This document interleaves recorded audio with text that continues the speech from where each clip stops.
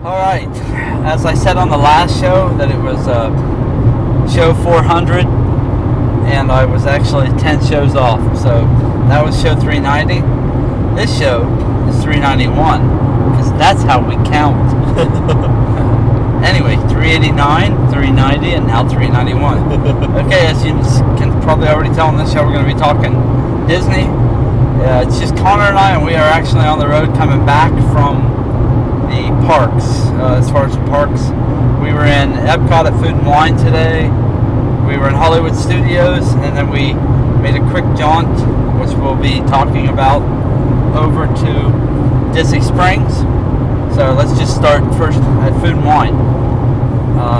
We stopped at a couple more stands today. Kiosks. I'm trying to remember what they were. We stopped at Brazil, and you got the little hidden one, which was as good as ever. They had it last year. So yeah, like, definitely recommend it. It's a meat like pie. Shepherd's pie. Yeah, it's like a shepherd's pie with tomatoes in it and onions. Yeah, it's spiced differently than your common shepherd's pie. But yes, at its base, it's beef underneath of potatoes with cheese on it. So yes, Connor ate it all. I'd like to tell you that how good it was, but he actually didn't even ask me if I wanted a bite. He just went ahead and ate every bite of it. Well, I'll tell you, it was good. Yeah. So, and I think that one was like, how much? Do you remember? No, because you got it. Okay. I was over in the shade. Oh, yes. Because it was boiling hot today. Yeah, it was 97 today. So, and very that's hot. without humidity. Yeah.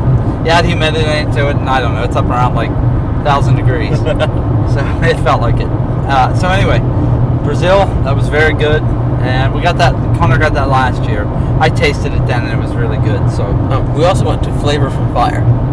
Yeah. And we got 3 different items from there. Let's see here. I've got the guide in my back pocket, so this could be an edit point, or we'll just jibber jabber about something else. Well, that's right, because I can never find what the heck. Okay, I know that we got a chocolate picante mousse. Here, do you want to take this and see if you can find it in there for a second? And I'll hold this. We're actually on a mobile mic. Yeah, we don't have everything set up here in the car. Anyway, I know that wasn't funny at all. Got any jokes to tell while you're looking for that? Heck no. Okay. Thought I would ask. Let's see, Food and Wine. We were here, today's Saturday when we were here. And, man, if you're going to get there, you don't want to deal with heavy crowds and really drunkards. Get there at opening, which is basically 11. Okay, so I found it. You got the smoked corned beef. Yes, smoked corned beef. Yeah, corned beef hash.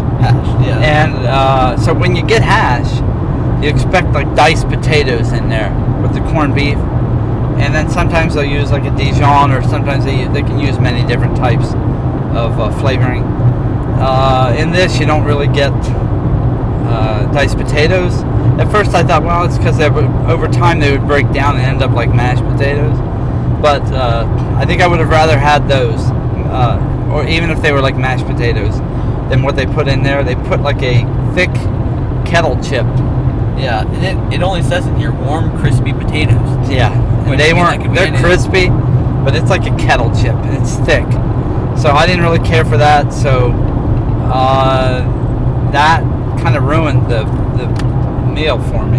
And does it say how much it is in there? It doesn't. No, it doesn't give prices. Okay. Well, we'll put it up here. So if you're watching the video portion of this, you'll see the price and all that stuff as we're talking along. And then what was the second thing we got? I got the sweet pancake with spicy chipotle chicken sausage. And yes, that is one thing. It's chicken sausage, so it's chicken put into like a pork sausage. Yeah, it's chicken. And then onion jam and maple butter syrup. I liked it.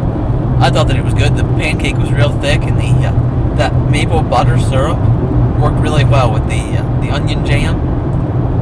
Yeah, so it was good. I would recommend it. Okay. And that portion size was pretty good. Yes. On that, I remember. And the portion size on mine was pretty good. It's just that the chips kind of ruined it. Okay, and what was the last thing that we got? The last thing that we got, I think, was that the little hidden one? No. I mean from that stand. It was a chicken pecan, or not Yeah. chocolate pecan. Yeah, they mix chicken into the mousse. So it's a chocolate picante? Yes. Dark And- chocolate mousse with cayenne pepper, chili powder, and raspberry dust. Okay. Which, for there being 2 peppers in it, You didn't really taste Yeah, it? you didn't taste it hardly at all. You can taste it a little bit, but yeah. Yes. And raspberry dust, I know that's probably just there to add some accent to it, but it was alright. I wouldn't get it again. No. So I obviously wouldn't get the hash again. To each his own. Maybe a lot of people will like those, but I didn't care for the chips. It ruined it. I like So- the sweet pancakes. And so- Connor would get that again. I would recommend it. And you know what, too, everybody, every kind of review that we give here, I'm going to put it right up front that when it's hot, very hot, like it was today, it's hard sometimes to enjoy food at all. So kind of what you want is like Italian ice or an ice, something cold. And that's another thing. I had read somewhere that they had Dole Whips at the refreshment port in World Showcase. And that's basically where like the drums are at, where Africa was supposed to be. But we went by there and looked at the menu on the post that was out front, and they did not have that listed. So I don't know, maybe that was an old menu I looked at or something, but I could have swore it said 2017. And you were also looking for a cone that you couldn't find, and nobody really knew what it was or that it even existed, really. The cone, I'll just put it up there that guys on the Diz were talking about it and said it had what would amount to like a hamburger helper inside of it. And so, but I looked around and tried to figure out where it might be, and even looked through the guide of each kiosk, and I just couldn't find it. So let's see here. So that's it as far as food at Food and Wine this time, right? Yes. All right. At that point, we checked out. We went over to Hollywood Studios. We did film some construction stuff, which you should see here on the video side once again. They have a lot of construction going on, obviously, for Toy Story Land. There's a lot of it you see right now. If you get up by Toy Story Mania, then you're going to see a lot of scaffolding, and it really just continues on up the road past Toy Story Mania, and out to the end of that lane, where I believe Bacalot Express used to be, and the car show that I can never take. Lights, motors, action. Yeah, and so at the end of that lane is Dynaco there.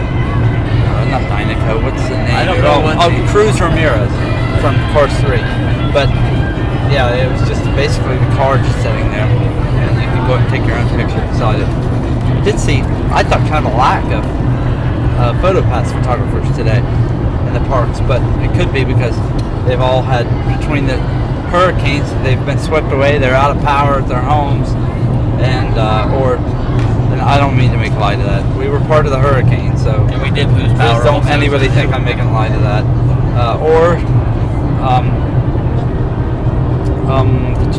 What is it? Oh, it's because of the heat. I mean, you can only stand out there for so long, and so if you only have a certain amount of photopass photographers, then it's hard to keep manning those stations. And it was also pretty slow in Hollywood Studios today, so they might not have staffed it as big as they normally do. So Star Wars construction is, yeah, it's moving right along. Listen, should we talk about that? We saw models. We saw a portion of the model for Star Wars Land. Yeah, now that's going into, it's now Walt Disney Presents, where it used to be One Man's Dream. It's now Walt Disney Presents, and so we went in there. And so we have pictures and some video of 3 different new things that they added into there. One was for Toy Story Land, and they have a model and everything behind glass there showing you what that looks like. The next thing was Star Wars Land, and it was just a section of the model that they had at D23 convention. Yeah, because in California. The one at D23, I don't know that you could fit that into the glass because it was a big area. Yeah. And then the last thing they had there was not a model or anything, but it was artwork for the Mickey and Minnie's Runaway Railroad. Yeah. Tongue twister. Yes. Forget it. I'm not going to say it. You said it. So that, to me, still looks like a fun attraction. And the word out there is still that it will be trackless, which I think could make it great. Yeah, So- I think just from the description that they've put out of it at D23, it sounds like it'll be a fun ride. Yeah. I mean, So- you can't really go wrong with Minnie and Mickey being in the Disney parks. There's not a whole lot of places other than meet and greets where you're going to find them. Yeah. So I think it's a great opportunity. I think it's going to be fun. So I know a lot of people were melancholy about Great Movie Ride leaving, but I think that when we see this, if they do it right, and I do expect for them to do this up right, because this is Mickey and Minnie. These are the brand for the parks. So if they go cheap on this, I'll be shocked. But I don't expect that this is going to be cheap. So I think it's going to be fun. That entire attraction, I think it'll be fun. I don't think we have an opening date on that either. No, So, I don't think there was an opening date on anything really from D23. so anyway, so they have put some things up there for that. If you want to see it, you can go in. Well, you can see it right here as we're showing shots of it. Or if you're in Hollywood Studios and you don't have anything else to do, let's put it this way. Okay, 4 rides in Hollywood Studios to ride, and the standby time wait for Toy Story Mania was 30 minutes today. That should tell you a little bit about how slow the park was. So let's see here. I think that was Launch it, Bay. Studio. Is Oh there- yeah, okay, we did is go to there- Launch Bay. Yeah, so Launch Bay. We've been in it a couple times now, but Connor got to see more stuff this time because we went down into a different area, and that was where the meet and greets were at for Yes. So it was Chewbacca and Kylo Ren. Yeah. And then on top of that, they also had several of the props, or at least replicas from the movies of like helmets from the Rebellion and also from Stormtroopers. They had lightsabers from the Sith and lightsabers from the Jedi. So all of that was kind of neat to see. We got that all on film. And I think, there wasn't, you looked at merchandise, Yeah. which Connor was looking to see if they had the Lego, Yeah, it was the a Millennium Lego Falcon in there. Yeah, it was from Force Awakens. And they don't have that in there, so they told us to go to the Lego store, which we'll get into that here in a little bit as we get over into Disney Springs. Let's see here. Was there anything else then? So we left there. And went to Disney Springs. We went there, went back to Epcot. Trying to yes, think. that's right. Anything else in Epcot that we did during that point? I don't think there was. You will have a We food do have a review. review of We Eat finally, Right Cafe. yeah, which we ate there. Oh wow, a couple weeks back at least. But we're just now getting ready to put that review together. So that should come up about the same time that this is all coming out. Other than that, we did. We left and drove the 1.9 miles from there to the Orange Garage at Disney Springs. I say that because we'd never done that before. So this is the first for us. The drive, even with the construction and our lovely GPS, Google Maps GPS, not Apple, which tends to get us lost. We went into the Orange Garage, and so the Orange Garage is a little different when you get in there. If you're parking in there and you don't want to have to switch from one elevator to another, then park on levels 1 or 2 if you can. Those two, you go down basically up or down the same elevator if you're using elevator or escalator even. Yeah, they did have an escalator. Yeah, if you're parking on levels 3, 4, 5, I don't know however many there are, then you're going to switch elevators or escalators and go from one to the other. Once you get down to level 2, you got to switch over and then get on different escalators or elevators, take those down. Anyway, so the purpose of us parking in that garage was so that we popped out of the garage and we were right in front of where we wanted to try out, and the place that we went to eat was Planet Hollywood. Observatory. Yeah, Observatory. Connor and I are big fans, whether people are or not, of Guy Fieri. And he's laughing at me right now because usually I just say Guy Fieri, but the guy says Guy says he's Guy Fieri, and so we're going to say Guy Fieri out of respect for the man's name. So keep laughing. Anyway, so we decided we'd go in there and try it out. Actually, Connor was really anxious to go in and check this restaurant out. Not even just for the ambiance or theme of it, which we'll get to. but even for the food, stuff like that. And, you know, I guess when I say we're big fans of Guy Fieri's, we're big fans of Triple D. Please tell me what Triple D is again, because I will mess it up. Diners, Drive-Ins, and Dives. Yeah, we love that. Several other shows that we've watched too on Food Network. Yeah, we just love the laid-back aspect of all of those shows. And the food, let's face it, you can just watch many different types of food made by people that aren't just their mom and pop shop restaurants. So we kind of like that. And how can you go wrong with food? No matter really who's presenting it. No, it's food. You can't go wrong. Right. So, okay, so we got into the restaurant. It's a little wonky if you're using an elevator to get to the elevator, because you come in on the first floor, but everything really is happening on the second, third, and fourth floors. Well, really on the second floor. So you take the elevator up, you come out, there's another station there where they'll take your information, and then boom, you're in, you're seated. Yeah, it wasn't any wait for us at all. No, we wasn't. Just walked up. It's odd because this restaurant is huge. The building is huge, but the area where people are eating on the second floor probably holds 200 people. Yeah, maybe a little more. That's on the inside, plus there's some outside seating. And I guess if you really love to sweat profusely while you're eating, then you would want to be outside this time of the year. So anyway, so they sat us by the doors which open to the outside. The first crazy thing was is that they were bringing a lot of chairs in from the outside to make more availability for chairs on the floor where people were crammed in down below us. And basically, those people, the main part of the dining room is like in a cereal bowl. And so people were literally just smashed in there. And I noticed that first, that people were just crushed. It didn't look very comfortable at all. And then they kept adding chairs, which made it even worse. So now, there may have been a party going on, which we found out. That was, okay, so, yeah, it looked like on the floors 3 and 4, they must do private parties, because we heard management and some of the wait staff talking about a party of 100 on the 4th floor, I think, that night. So that it could have been what they were bringing the chairs for. Yeah. Well, no, they were bringing them in and putting them down on the floor right below us, so more people could be crammed into that area. It truly was incredible to watch the amount of people that were in that area. So anyway, so we got, I'm trying to think here what food we got. Sorry, there's guys doing some strange things off to the side of the highway, which is not uncommon here in Florida. No, it's not. So, hang on here. I'm turning down the air conditioning because my arm is freezing off and I'm holding the mic up here. Okay, so let's see. I got the actual food here. Yeah.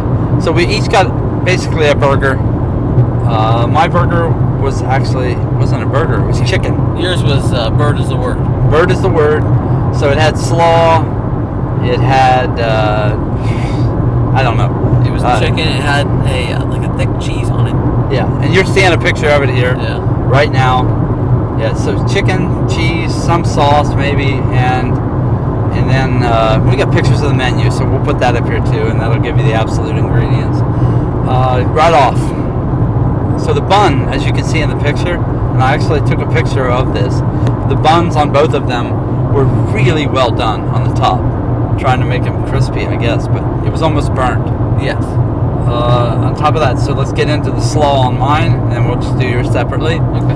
The slaw, the whole sandwich was kind of tasteless, or it tasted like you bit into the chicken and the slaw and everything, and it tasted like different textures of the same thing, and so it didn't have a lot of taste to it. Just seemed like by the time you put chicken, if you just lightly season the chicken and the batter that's on it, and then you figure out what you want your slaw to taste like. Do you want it to be more of like a mayonnaise based, mustard based, pepper based? It kind of, you have to make that decision, and it just tasted like they put the least amount of dressing kind of into the slaw that they could. and so that really just made the slaw taste dry and meaningless. So it was, I have the ingredients here. Oh, okay, good. Crispy fried, all natural chicken breast, buttermilk ranch dressing, pickles, cheddar, slaw, and honey hot sauce on a brioche bun. Couldn't taste the honey hot sauce at all. Not at all. I didn't even know that it was on there. You tasted could it? taste a little bit of spice to the chicken, but no, it was definitely not not as flavorful as it sounds like it would be on the menu. And this sandwich, okay, so it came then with fries and a pickle. Yeah, they were like waffle fries. Well, it was a mix. I had straight fries, and then you had waffle fries, and I had some waffle fries or something like that mixed in with my fries. And so those were, they weren't bad. I mean, there was nothing special to them. Let's move on then to what yours is, Connor. So mine was the original ringer, which is crispy rojo onion ring, Guy's signature barbecue sauce, SMC, which is super melty cheese, and then cheddar, L top, which is lettuce, tomatoes, onion, and pickle, and donkey sauce, which is mayo, roasted garlic, mustard, Worcestershire. Worcestershire. Worcestershire. However you pronounce it, I don't know. And then salt and pepper. Wait a minute. On a brioche bun. You didn't have lettuce. You just had slaw, like what I had lettuce. Well, maybe that's why yours seems so dry. Mine still seemed that way. The consistency between the slaw and the lettuce was almost the same. Yeah, it was not a very good slaw. No. I did take a few bites of the sandwich. Okay. So, tell me then what you thought of your sandwich. As far as the flavor goes, I actually enjoyed my burger. Okay. So I enjoyed it, but I don't know that I would go back and get it just because of the price. It was $18.99, and so I felt like that was a bit pricey for. Yeah, I felt like I got $4 to $5. Both sandwiches were about probably $4 to $5 more than what they should have been. Yes. And so when you start doing that, then you expect something extra. I mean, I expect for it to really pop. Yeah, when I eat it. Yours was $17.99, so it was $1 less. Holy cow. Okay. I thought mine was $15.99, so. No. And then we also got a chocolate comet milkshake. Yeah. Which. Oh, yeah. See, I didn't even thought about it. It was pretty disappointing. They put flair on top of it by giving you a bunch of M&Ms basically melted onto the side of the glass with chocolate inside of it. They put in some like gummy candy on the side of it. Oh, yeah, and then they put a Kit Kat and I don't even know. And it was like a it would be like stick. a cinnamon stick, but it's chocolate. Yeah. And so, yeah, the actual milkshake without all of the rest of the stuff on it was pretty disappointing. It was more of, what did you say, like a Hershey's chocolate. I honestly, it tasted like somebody had taken milk and added too much Hershey's chocolate and didn't stir it well enough even, and so in the bottom it was very chocolatey. Yeah, but there seemed to be no like ice cream consistency to it, which would make it a milkshake. And the place that we have to compare it to as far as this kind of milkshake was Twosome, and that's in City Walk. And it could be much better. Yeah, I think it wasn't bad, but for the price, it should be much better. Yeah, no, I would definitely not get it again. No. In Twosome, they take whatever you have, like if you have birthday cake or whatever on top of your shake, they take that and blend it into the milkshake also to give some consistency. So, because it is hard, obviously, if you make a regular milkshake, it's hard to suck that even through the big straws. And so they do make it thinner consistency. But this was like chocolate milk. And it tasted very much. You can have a liquidy consistency, but yeah, the taste just wasn't there. No, it wasn't. So I wouldn't do that again either. As far as this whole meal, I mean, we literally had with tip, I want to say $65 into that burger, fries, and one milkshake. It wasn't like we got two. The milkshake was $14, which is about $1.50 more than the same kind of shake at Twosome. And so once again, when you're going to charge more, I expect for a little more to go on there, and that wasn't the case on any of it. So, and then should we move on to the actual restaurant itself, like the ambiance of it? Yeah. It was very odd. So it's supposed to be Planet Hollywood Observatory, which you would think would be an observatory by the name. It was very unlike an observatory. They played a mixture of 70s or late 60s, yeah, so 80s, let's go through and some of the 2000s music. They played a lot of 2000s music, a lot of it. I don't know. So you might be looking at Beyonce or music. I don't really know that well. I believe the ones that I knew were, I think it was Enrique Iglesias. But that was not even from the 2000s, I don't think. I think it was, but then it was Katy Perry and Taylor Swift. Yeah. So very much kind of like a teenage poppy music to it. And I get that. I mean, you got tweens coming in there with parents, maybe. Yeah. So they're... But I don't know, because it didn't really fit as an observatory to just be playing music with music videos up on the big screen. And it was a waste of really nice equipment. Yes, it was. So they had that, and then they would occasionally play trailers to some movies. Well, and then some of them weren't even trailers to actual movies. They would play what would almost have been an Expendables trailer. But they showed a bunch of different clips from Jason Statham movies, Sylvester Stallone movies, Jean-Claude Van Damme movies. They showed just a bunch of clips smashed together and called it Action Heroes. So it wasn't an actual movie, it was just clips from all of their movies smashed together. And they did the same thing with superheroes. They showed a bunch of different superhero movies, clips from them smashed together as if it were a trailer, and then it wasn't. So that was kind of odd. And then they would also show coming soon movies, so it was all kind of let's mix in too some of the other music. So then they all of a sudden started playing Journey, Don't Stop Believing, which, I mean, really, that is, at that point, things were so mixed up as far as what are you trying to get across here as a theme.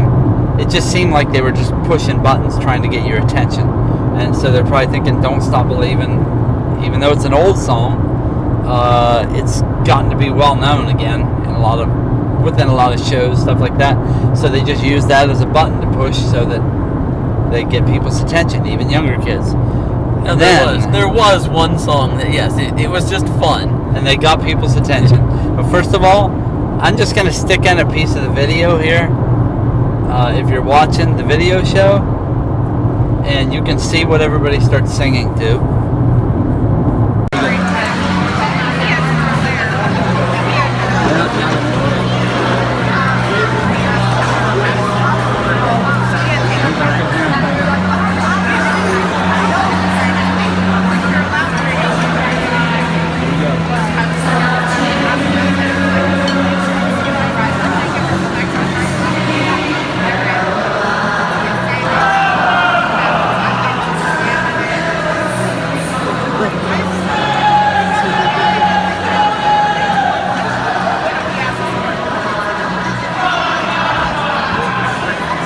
Okay, so Sweet Caroline by Neil Diamond. Neil Diamond, yes, and really late 60s to early 70s, very early 70s song, and people were into it. That was the most fun and the most engaged that people seemed to be the whole time. Yeah, so even with the disorganization of it, it still ended up being fun.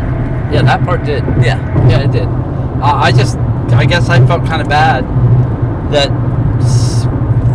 I mean, there were large families in there, and that has to be an outrageously expensive meal.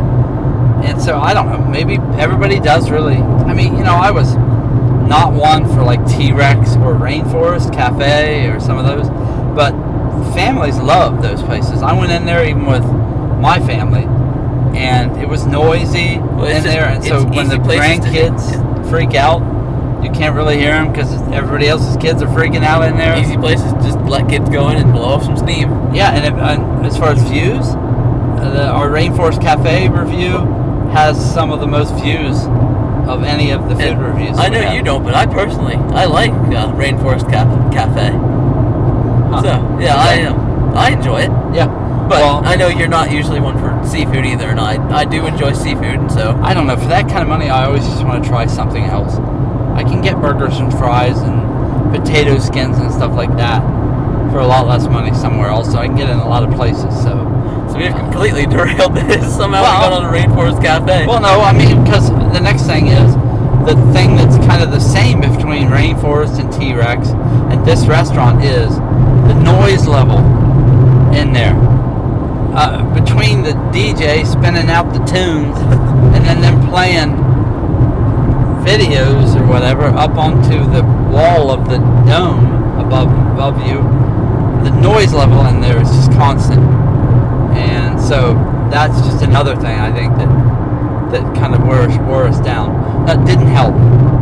It did help when we came in there. We were somewhat hungry, but it didn't help that when we came in too.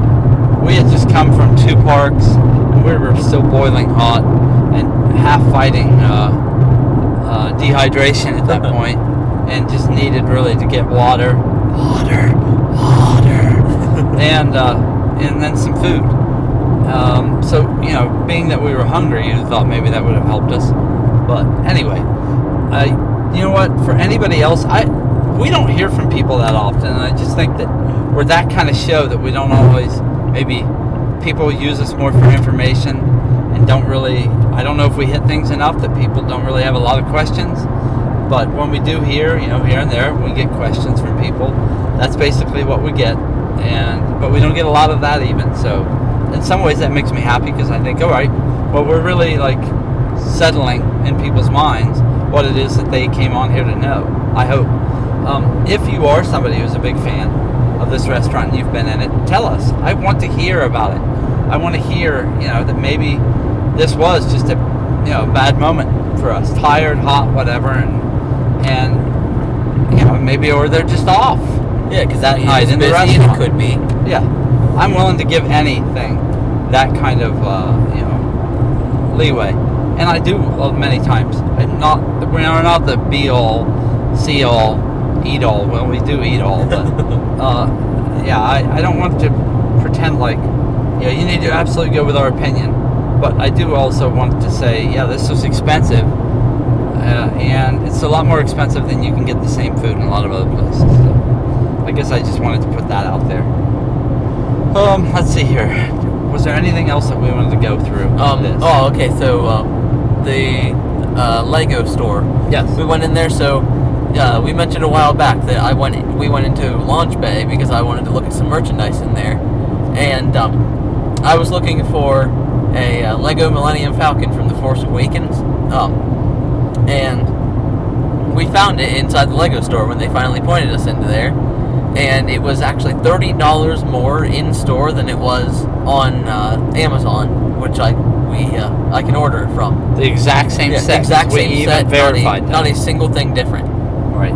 Yeah, and so that was kind of disappointing to see that going into the store, it was $30 more. Yeah. So that was disappointing to see. And I mean, in some ways I get it, because it's very expensive to lease space at Disney Springs. But the problem is, and this is a problem with every brick and mortar store now, that Amazon, the juggernaut, is a stiff competitor. And if you can't compete with them, then sooner or later you just go out of business. And so they're going to have to find a way at Disney Springs and all these other brick and mortar stores to be able to at least get within $5 of the item. Obviously, the higher the price the item, get within a certain percentage. How about if we put it that way? Yeah, because you can't be 10% over. I would be willing to pay just a little bit more to bring it home that day, because with Amazon, I mean, if you pay for Prime, you get it at most, or at best, a 2-day shipping, and that's if you pay the $100 a year for Prime. So I would be willing to pay a little extra in store just to bring it home that day and not have to wait. But $30 more on an item that's already pretty expensive is let's face it, right. You can order it on Amazon if you're a Prime member for maybe $10 more. You're going to get overnight shipping. Yes. You can have it there within 24 hours. And so that's a third of what they wanted in the difference in cost. Anyway, so I mean, that's a third the difference in cost. And so it's the same thing. Like what we just talked about with Planet Hollywood Observatory and the food there. I'm willing to, shoulder a little bit more, do whatever, even if it's the same item. But I expect at least the equivalency of quality and what I'm getting. Obviously, Lego to Lego, it's the same item. So could you, stay within a certain reasonable amount? Pay a little less than what they were charging, but still pay a little more than what Amazon would charge because I get to take it home that day. Yeah. And so that would be all right, but I just think that, you're going to have a hard time competing when you're so much more than what Amazon is. And I could say other places, but I don't know what they are, and let's face it, most people that are listening to this are ordering stuff from Amazon, if not weekly, daily. And so, anyway, that was just something that concerned me. And this was a Saturday night at Disney Springs, and it was busy, but it wasn't swamped. So that was just, one of those things that I happened to notice. Anyway, that kind of stuff, I just know it'll catch up to them. It catches up to everybody. It doesn't matter, who you are, what you're selling. Amazon now is always knocking on your door. So anyway, all in all, once again, hot day in Disney. Hit a few places. We have been trying to stream from the parks through YouTube. We did that at the entire Food and Wine. If you haven't looked at that, we actually went past every kiosk, showed you the menus and stuff at every kiosk, and we ate and did live reviews of several. So anyway, get out there and check that out. We are going to have some actually filmed reviews so it's not, the live stuff. The quality is always off a little bit when you start doing live things, just because of signal strength, things like that. So you can get out there and check those out. We'll have more of those out coming up. Let me think here. Anything else that we want to go through? I do have one more piece of information. Shall we talk about episode 9? Oh, yes. What just happened? Yes. Okay, so go ahead. So Colin Trevorrow was set to be the director of Star Wars Episode 9. He was just fired by Lucasfilm, and J.J. Abrams was brought back in. So I've seen a lot of people that are disappointed by that. I personally am excited. I'm beyond excited to have J.J. Abrams back. I loved what he did with Force Awakens and many other projects that he's done outside of Force Awakens. I think that he does a good job of mixing the old with the new to make it still be familiar to Star Wars, but not make such drastic changes to it. But still, okay. Where was I going with that? And listen, episode 9 is going to be, it's a tough bridge to cross in this movie, because this is it for the three main characters that, as far as we know of.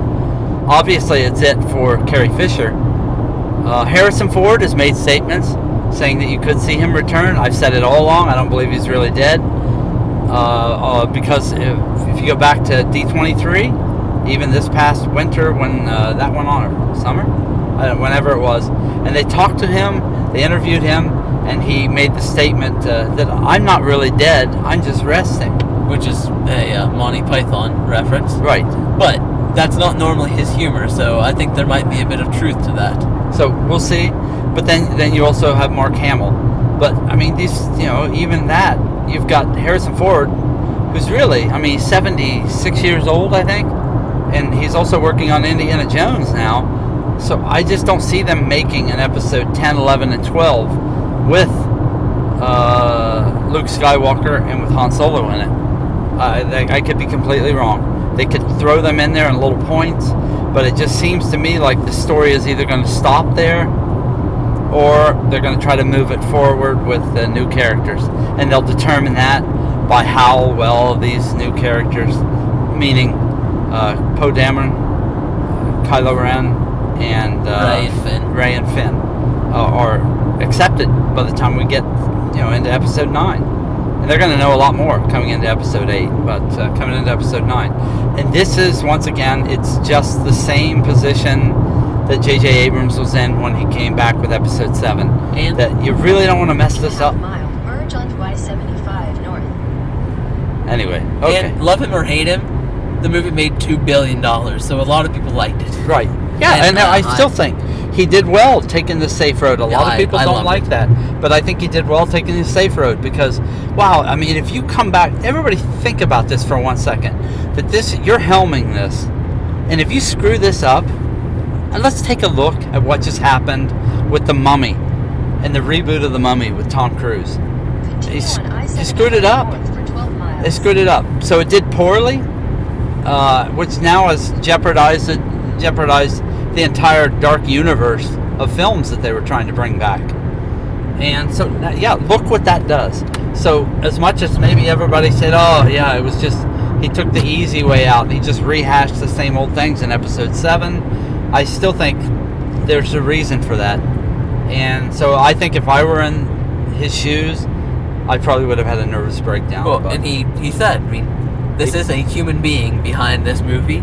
Yeah. He did say that it almost caused him to have a nervous breakdown because of the criticism that he feared would come, because he was the one helmed with bringing back a series that hadn't been 30 years. Well, yeah, with characters that hadn't been done in 40 years. And this is your shot.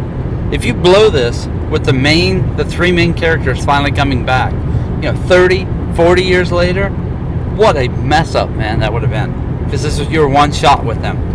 And so I think that what he did was okay as far as playing it safe. Do I expect for him to play it safe in episode 9? Yeah, I do. I expect for him to play off of the story that Rian Johnson set up and try to end this thing without too much pain or disappointment. I think end it in an epic high note. And you don't do that, I don't believe you do that anyway, by trying to break a bunch of new ground. And so I think that how Rey and Finn and Poe Dameron are accepted in episode 8 will decide a lot of how much farther you push that envelope in episode 9. Because if the 3 of them, if everybody is still paying Kylo Ren. Well, I'm sorry, Kylo Ren. But so if that new group is still being somewhat ignored and people are still talking a lot about the 3 older characters, then you have a problem. Because it kind of sounds like the people watching the movies aren't ready to pass the torch. And if they're not ready to do that, then you may not really have opportunity to move the thing forward with the new cast. So we'll see. There is something else too that I don't know that we've talked about. They did confirm that there's going to be a Obi-Wan Kenobi film. It's going to be a Star Wars story, just like Rogue One was. So it's going to be separate from the actual Star Wars movies. It's going to be a separate story of its own. And then there's also going to be a Boba Fett movie that will be its own thing. So I'll be excited to see where those go. I did just see where, for an audiobook that is coming out, they just got John Hamm to play Boba Fett, so he might come back maybe on screen to act as Boba Fett. I don't know. How old is he? John Hamm isn't very old. Interesting. No, he's not. He wasn't the original actor. Oh, okay. Yeah. Okay. All right. So yeah, I'll be excited to see where all of this leads. I think those are 2 stories that could play really well on screen and broaden the world of Star Wars, because we don't really know much about Boba Fett outside of the 2 movies that he was in. Well, and it's the same thing with even with Han Solo. You don't know that much about the bookends of what went on with him. You don't know it. In Obi-Wan, there's an entire 20 years where you don't know what he was doing. Right. And so I think all of that is definitely good ground to till up and see what you can get out of it, just like they did with Rogue One. And still, I've told Connor this 100 times, the 2 guys, I don't remember their names, they were brothers, the blind... Actually, they weren't brothers, they were friends. Okay, friends. The Asian men. It was, Chirrut and... I don't know how you remember this stuff. Let me see this real quick. It was Chirrut and Baze. Those were their names. Those 2, I would love to see another movie on just those 2. Yes, there's a lot of interesting material there. what with them being called the Guardians of the Wills, which was that was the original name of the Force that George Lucas gave when he first started making Star Wars.